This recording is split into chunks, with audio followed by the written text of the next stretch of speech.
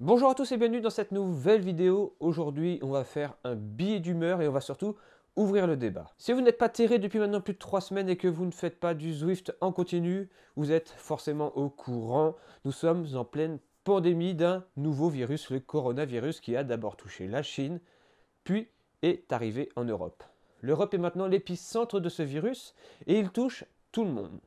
Il faut alors prendre des mesures et la France a décidé hier de mettre le stade 3, le confinement. Alors forcément, notre passion qui est le vélo va se retrouver un peu impactée. On va alors revenir un peu sur toutes les décisions qui ont été prises jusqu'à aujourd'hui.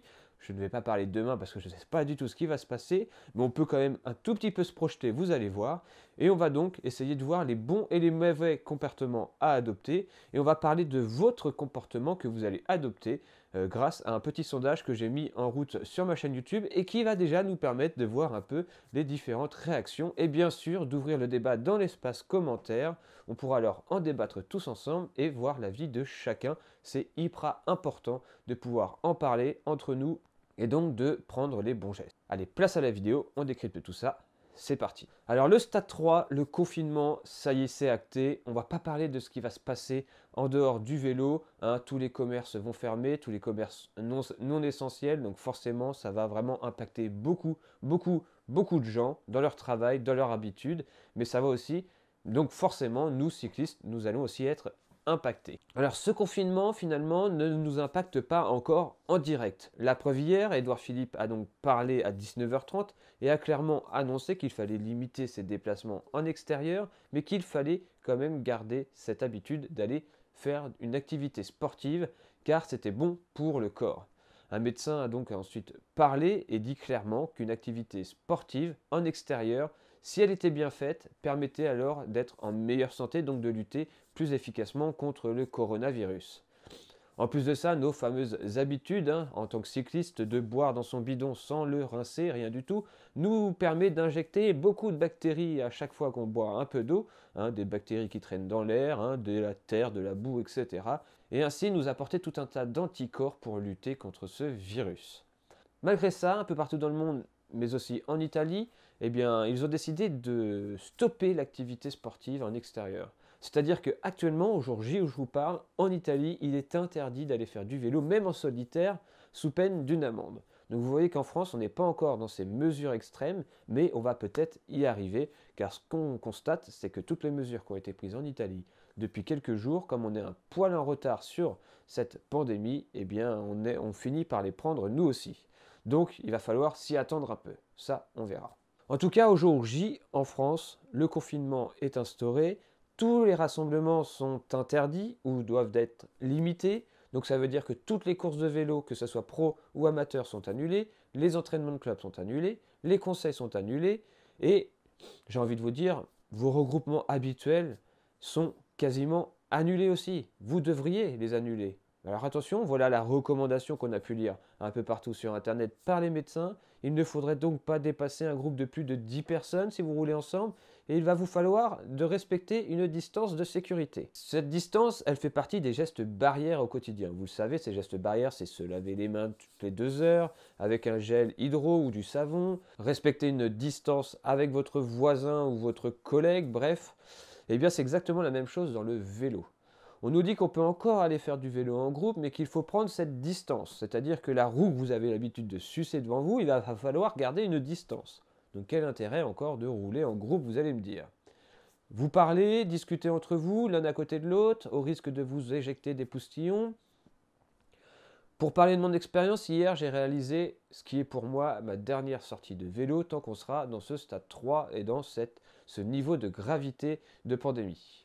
J'ai donc réalisé une sortie, on était 8 et je vous assure que pendant les 115 km de vélo que j'ai réalisé hier, ma seule obsession c'était de rester devant pour éviter tous les crachats, toutes les morphes, toutes les bactéries que l'on pouvait éjecter de notre corps. On le sait, on a des très mauvaises habitudes en tant que cycliste. Dès que ça nous dérange un peu, bref, on se mouche, on crache, sans forcément faire attention à celui qui est derrière. Bon, il y en a qui font très attention et qui redescendent le groupe complet pour le faire et qu'il n'y ait personne derrière, mais je vous assure qu'il y en a d'autres, ils n'en ont rien à faire. Et je suis sûr que vous êtes d'accord avec moi, il n'est pas il est très courant de se recevoir une vague de morve ou de crachats en plein visage parce que monsieur devant avait décidé de le faire sans même regarder qui il y avait derrière. Bon bah forcément ce genre de comportement va falloir éviter de le faire.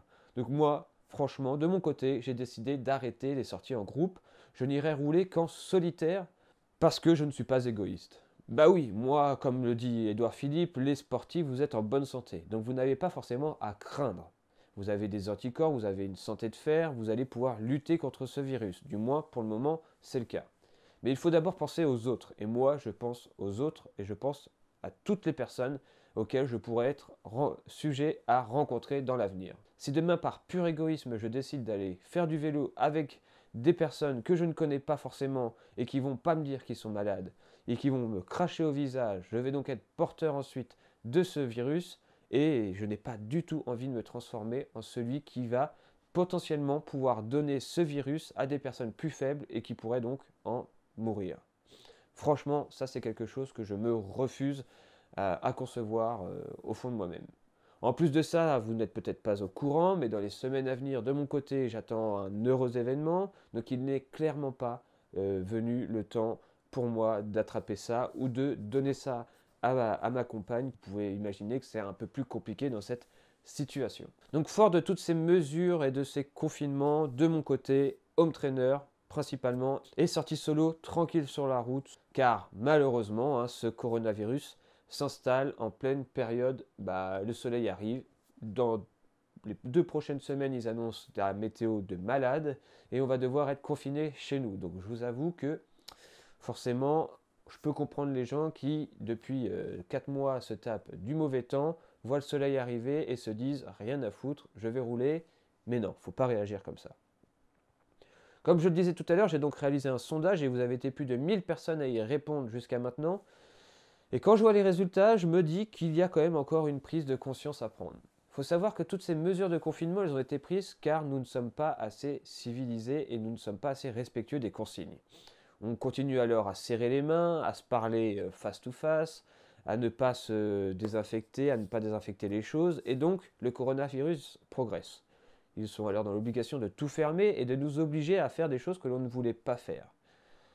Eh bien, dans le résultat de mon sondage, vous êtes plus de 50% à dire que vous n'allez rien changer à vos habitudes. Alors, si vos habitudes, c'est d'aller rouler en solo ou de faire du home trainer, moi, j'en vois aucun problème.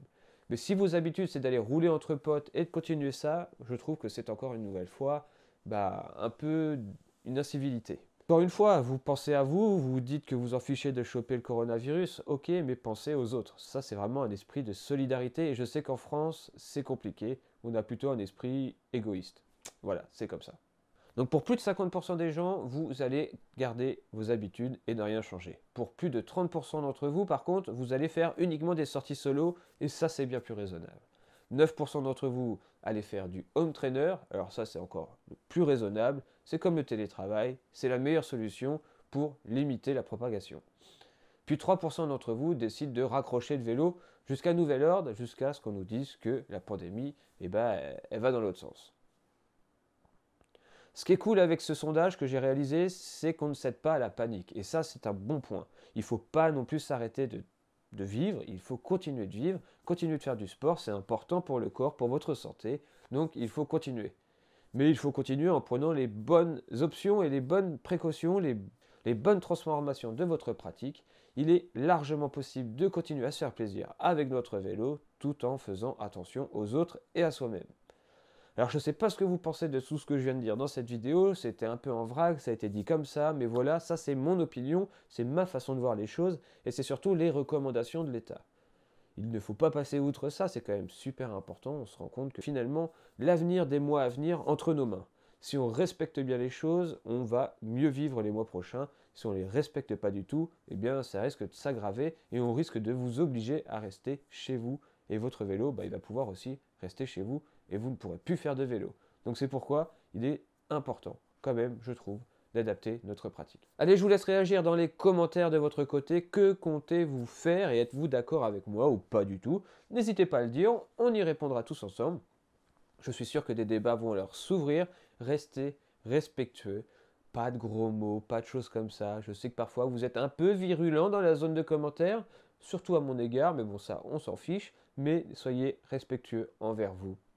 Encore une fois, c'est exactement la même chose qu'avec la gestion de cette crise. Pensez aux autres et soyez cool. Voilà. Allez, rien d'alarmiste en tout cas. On va essayer de continuer, nous, les vidéos. J'ai plein de choses à vous proposer, plein de choses à vous présenter. J'irai rouler en solo. On adaptera les vidéos. Ça, c'est pas un problème. C'est le cadet de nos soucis. Et on se dit à très bientôt pour une prochaine vidéo. Merci d'avoir regardé cette petite vidéo billet d'humeur.